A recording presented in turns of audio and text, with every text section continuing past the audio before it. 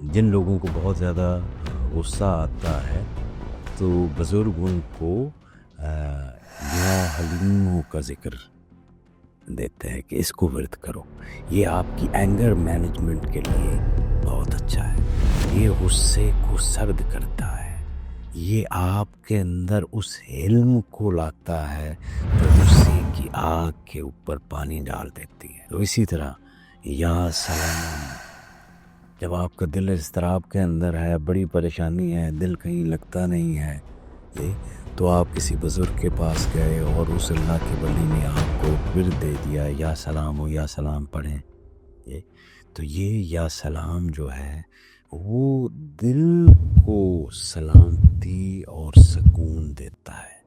صاحب آخر کار 99 اسماء وہ دروازے ہیں جن سے سالک ذات الہی کے بحر لا محدود میں داخل ہو سکتا ہے۔ ہر اسم اللہ کی طرف کھلنے والا ایک جھروکا ہے، اور جب تمام اسم مل جائیں تو وہ ایک ایسا نورانی گنبد بناتے ہیں جس کے مرکز میں فقط ایک ہی صدا گونجتی ہے، لا الہ الا اللہ، لا الہ الا اللہ، لا الہ الا اللہ۔ بسم اللہ الرحمن الرحیم۔ السلام علیکم ورحمۃ اللہ۔ اسرار اسماء الہیہ کی آج کی نشست میں صاحبو، ہم اللہ کے جو یہ 99 اسماء ہیں ان سے ان کا جو روحانی شفا ہے اس کی طرف کو بڑھائیں گے۔ تو صاحب اللہ کے 99 اسماء صرف الفاظ یا الفاظ کی فہرست نہیں، بلکہ یہ اگر آپ اس کو سمجھنے کی کوشش کریں تو یہ ایک نورانی سا ویب ہے، ایک نورانی جال ہے جو پھیلا ہوا ہے، یہ ایک عرفانی نظام ہے، اور یہ ایک روحانی دواخانہ بھی ہے۔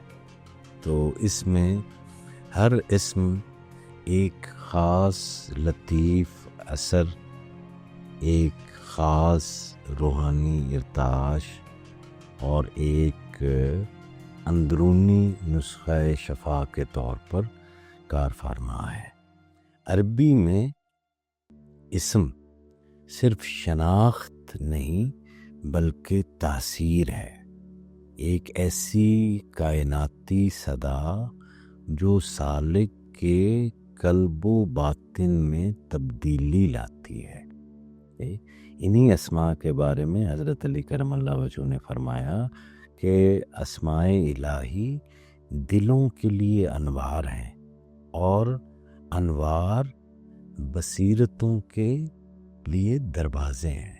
تو 99 کا عدد بذات خود کمال کے قریب ایک ادھورا پن ہے، 9 سے بڑا ڈیجٹ کوئی نہیں ہے، تو یہ کمال کے قریب جو ہے وہ ایک ادھورا پن ہے، گویا ایک جھلک جو کامل وحدت کی طرف اشارہ کرتی ہے مگر اسے پوری طرح گرفت میں نہیں لاتی۔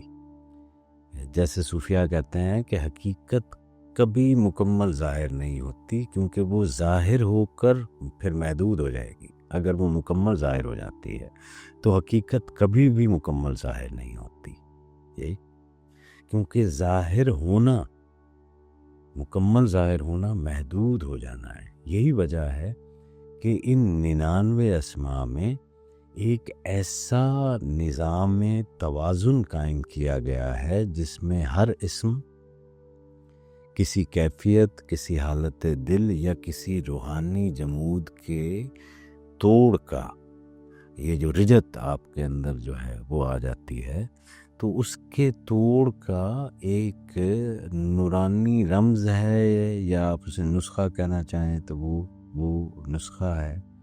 حضرت ابن عربی نے کہا تھا کہ ان اسماء کو نسب یعنی ربط و تعلق کا نظام کہا ہے، کورسپونڈنس کا نظام کہا ہے، جس میں کوئی اسم بھی جو ہے وہ دوسرے سے جدا نہیں ہے۔ تو شیخ عربی کے مطابق ہر اسم ایک صفاتی دروازہ ہے، اور اللہ تعالیٰ کی ذات ان سب دروازوں کے پار وہ اصل حقیقت ہے جو ہر صفت میں ظاہر ہوتی ہے، مگر کسی ایک صفت تک محدود نہیں ہے۔ یہی وجہ ہے کہ اہل عرفان اسماء کو الگ الگ نہیں پڑھتے، بلکہ ان کے باہمی ربط کو اور ان کی نسبت کو سمجھ کر پڑھتے ہیں۔ جیسے اگر کوئی سالک الجبار یعنی قہاریت اور قوت کا اسم پڑھے تو اس کے ساتھ الرحمن یا اللطیف کو ضرور شامل کرتا ہے، جی، تاکہ دل میں ایک توازن قائم رہے اور جلال کا اثر جو ہے وہ جمال کے ساتھ بیلنس کے اندر جو ہے وہ آ جائے۔ تو یہی صوفیانہ فہم ان اسماء کو محض ورد یا اذکار سے بلند کر کے ایک اسپرچول سائنس کے طور پر وہ سامنے لے کر آتی ہے۔ ایک قلبی الجھن ہو، ایک نفسیاتی کوئی مینٹل اضطراب ہو، انزائٹی ہو، جی، یا ایک روحانی خلا ہو، ہر حالت کے لیے کوئی نہ کوئی اسم اپنے مخصوص آہنگ، وزن اور کیفیت کے ساتھ ایک شفا ہے۔ جیسے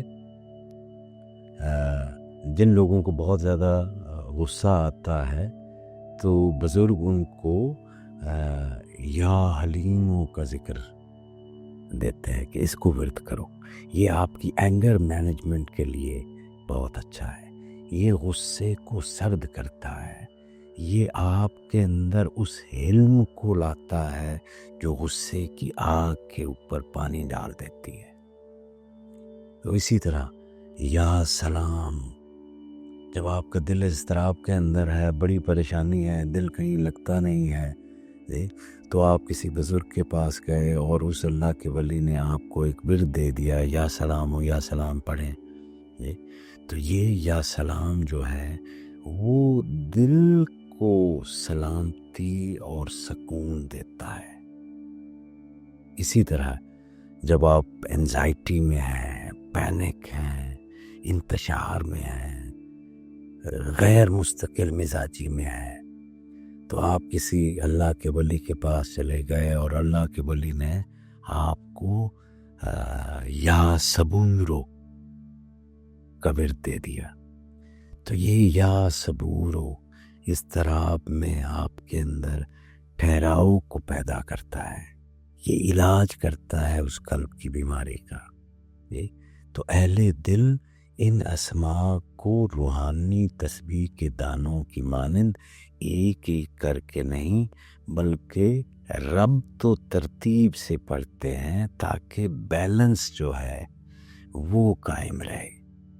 وہ انہیں اس طرح جمع کرتے ہیں جیسے کوئی موسیقار سروں کو جوڑتا ہے، ہر اسم ایک سر، ایک آہنگ، ایک کیفیت، اور جب تمام اسماء ایک خاص ترتیب میں ادا ہوں ایک ڈیوائن سمفنی کریٹ ہوتی ہے۔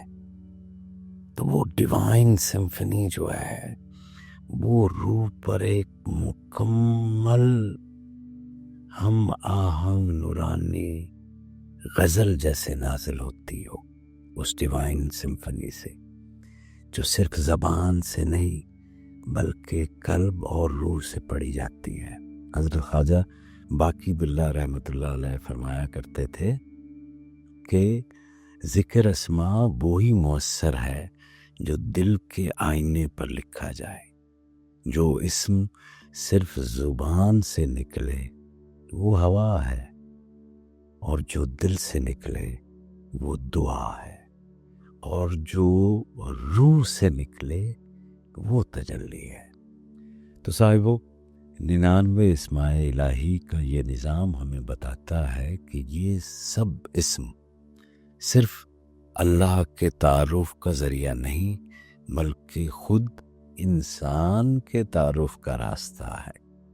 ہر اسم دل کے ایک مقام، روح کے ایک پہلو اور نفس کی ایک کیفیت کو چمکاتا ہے۔ جو اسم اللہ کے ایک جمالی پہلو کی نشاندہی کرتا ہے، وہی اسم انسان کے کسی پوشیدہ لطافت کو بیدار کرتا ہے۔ جو اسم قہر و جلال کا پتہ دیتا ہے، وہی سالک کو اس کی کمزوریوں سے آگاہ کر کے ضبط و صبر سکھاتا ہے۔ تو صوفیاء نے ان اسماء کو نہ صرف نفسیاتی بلکہ صوتی و جسمانی شفا کے لیے بھی استعمال کیا ہے۔ بعض اسماء مخصوص لے پر بھی پڑھے جاتے ہیں، دھن پر بھی پڑھے جاتے ہیں، تاکہ دل کی تال کے ساتھ وہ صوتی نور کے ساتھ ہم آہنگ ہو جائے دل کی تار۔ جی تو یونانی، ہندی اور تبتی روایات نے بھی ایسے ہی جو ہے وہ آپ کیا انہیں بولتے ہیں، منترا ہیں، یعنی دہرانے کے بہت سارے نام جو ہے وہ استعمال ہوتے رہے ہیں جتنی بھی مذہبی روایات رہی ہیں۔ مگر ان سب میں جو چیز اسماء الہیہ کو منفرد بناتی ہے وہ ہے ان کا ذاتی ربط۔ یہ اسم صرف صوتی اثر نہیں رکھتے، بلکہ یہ ایک زندہ تعلق ہے، ایک زندہ ریلیشن شپ ہے۔ تو صاحب آخر کار 99 اسماء وہ دروازے ہیں جن سے سالک ذات الہی کے بحر لامحدود میں داخل ہو سکتا ہے۔ ہر اسم اللہ کی طرف کھلنے والا ایک جھروکا ہے، اور جب تمام اسم مل جائیں تو وہ ایک ایسا نورانی گنبد بناتے ہیں جس کے مرکز میں فقط ایک ہی صدا گونجتی ہے، وہی ہو جو ہر اسم سے آگے ہے، ہر صدا کے بعد کی خاموشی ہے، اور ہر اسم کی آخری حقیقت ہے۔